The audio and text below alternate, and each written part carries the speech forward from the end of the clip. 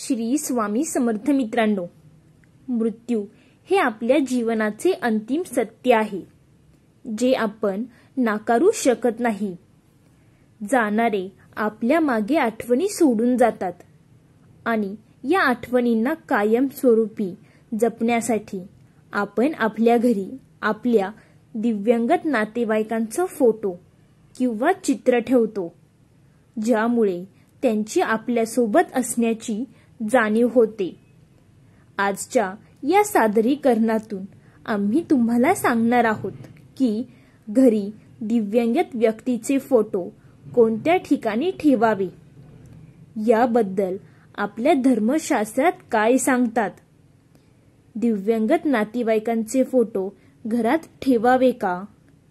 जर ठेवायचे असतील तर कोठे ठेवणे योग्य आहे आणि चुकीच्या ठिकाणी फोटो ठेवण्याचे काय तोटे होऊ शकतात, याची अधिक माहिती आम्ही तुम्हाला या सादरीकरणातून देऊ. जर तुम्हाला हे सादरीकरण आवडले तर व्हिडिओला लाईक करून चॅनेलला सबस्क्राईब करायला विसरू नका. अधिक वेळ न घालवता आपण सुरुवात करूया. अनेकदा तुम्ही पाहिले असेल की लोक आपल्या पूर्वजांच्या स्वर्गवासानंतर त्यांचे फोटो घरात ठेवतात. पण तुम्हाला माहीत आहे का, हे फोटो कुठे आणि कसे ठेवावे याचं वास्तुशास्त्रानुसार देखील महत्त्व आहे आणि यामुळे तुमच्या घरावर किंवा व्यवसायावर वाईट परिणाम होऊ शकतो. चुकीच्या ठिकाणी ठेवलेले फोटो नेहमीच त्रास देतात. अनेकदा लोक मृत्यूचे फोटो देवदेवतांच्या प्रतिमा सोबत ठेवतात, पण असं करणं पूर्णतः चुकीचं आहे. यामुळे लाभाऐवजी हानीच होते. देवी आणि देवता पितरांपेक्षा श्रेष्ठ मानले जातात आणि असं करणं देवदोष मानलं जातं. मृत व्यक्तीचे फोटो घराच्या मध्यभागी ठेवू नये.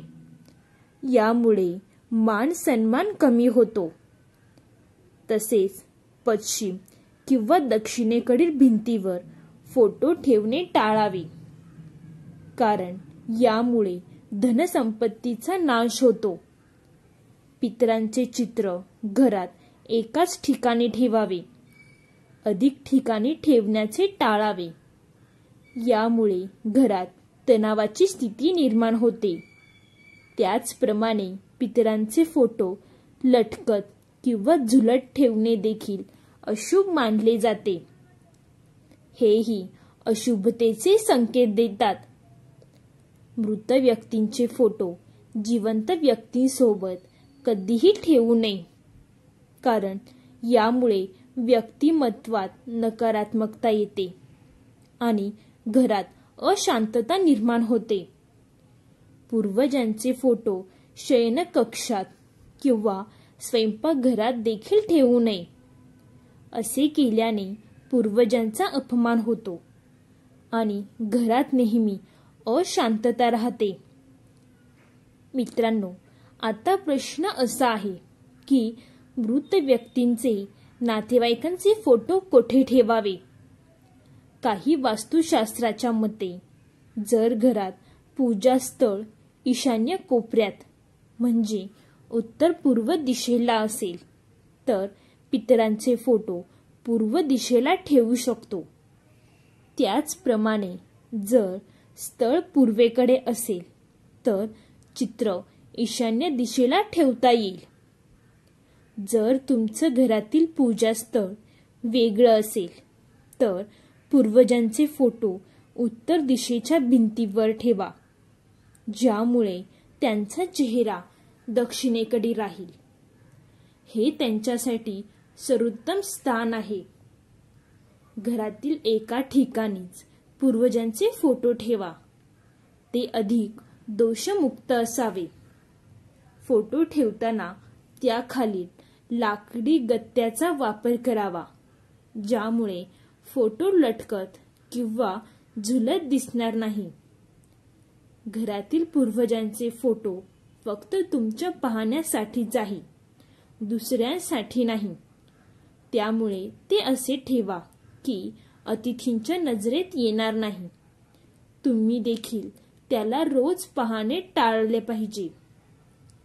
जर खरं आहे की तुमच्या भावना त्यांच्याशी जोडलेल्या आहेत, परंतु त्यांना दररोज आठवल्यामुळे तुमच्या भविष्यावर त्याचा वाईट परिणाम होऊ शकतो. असं देखील मानलं जातं की सतत पूर्वजांना आठवत राहिल्यामुळे मनात उदासी आणि निराशेची भावना वाढते. जर तुम्ही तुमच्या पूर्वजांचे फोटो योग्य ठिकाणी ठेवत नाहीत, तर तुम्हाला विविध प्रकारच्या अडचणींचा सामना करावा लागू शकतो, जसे की मानसिक ताण, व्यापारात नुकसान, मेहनतीनुसार फळ न मिळणे, विवाह किंवा वैवाहिक जीवनात समस्या, किंवा थोडक्यात सांगायचं झालं तर जीवनाच्या प्रत्येक क्षेत्रात व्यक्ती आणि त्याच्या कुटुंबाला अडथळ्यांचा सामना करावा लागू शकतो. इतके दोष असताना अनुकूल ग्रहांची स्थिती किंवा गोचर चांगले असतानाही शुभ फळ मिळत नाही. कितीही पूजा पाठ, देवी देवतांची अर्चना केली तरीही त्याचे शुभ फळ मिळत नाही. मानले जाते की आपल्यावर मुख्यत्वे 5 ऋण असतात: मातृऋण, पितृऋण, मनुष्यऋण, देवऋण आणि ऋषीऋण. हे ऋण न फेडल्यास आपल्याला नक्कीच शाप मिळतो. इतके दोष मुख्यतः 2 प्रकारांनी प्रभावित असतात, कारण अधोगतीवाले पितृदोष आणि गतीवाले पितृदोष.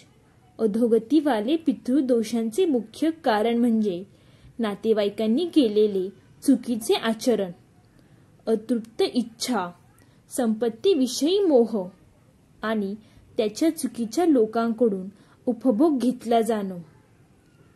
कुटुंबातील एखाद्या प्रिय व्यक्तीला अनावश्यक त्रास दिल्याने पितृ क्रोधित होतात आणि कुटुंबातील सदस्यांना शाप देतात.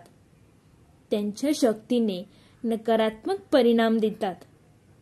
गतीवाले पितर मान्यतः पितृदोष उत्पन्न करत नाही, पण त्यांचा कोणत्याही प्रकारे अपमान झाल्यास किंवा कुटुंबाच्या पारंपरिक रीती रिवाजांचे पालन न केल्यास पितृदोष उत्पन्न करतात. मित्रांनो, अनेकदा आपण पाहतो की लोकांच्या जीवनातील समस्या संपण्याचे नाव घेत नाहीत. ते कितीही वेळ, कितीही पैसा खर्च करू देत, पण कार्य सफल होत नाही. अशा लोकांच्या कुंडलीत निश्चितच पितृदोष असतो. हा दोष पिढ्यानपिढ्या त्रास देत राहतो, जोपर्यंत त्यांचं विधिवत निवारण केलं जात नाही. हा दोष येणाऱ्या पिढ्यांनाही त्रास देतो. या दोषाच्या निवारणासाठी काही विशिष्ट दिवस, काही वेळ ठरली गेली आहे, ज्यात त्यांचे पूर्ण निवारण होऊ शकते. श्राद्ध पक्ष हा तोच अवसर आहे जेव्हा पितृदोषातून मुक्ती मिळवता येते. या दोषाच्या निवारणासाठी शास्त्रांमध्ये नारायण बली व नागबली यांचे विधान सांगितले आहे. तर मित्रांनो, मला आशा आहे की ही माहिती तुम्हाला आवडली असेल. तुम्हाला जर ही माहिती आवडली असेल तर आम्हाला प्रोत्साहन म्हणून व्हिडिओला लाईक करून चॅनेलला सबस्क्राईब करायला विसरू नका, जेणेकरून आमच्या नवनवीन व्हिडिओ तुमच्यापर्यंत नक्की पोहोचतील.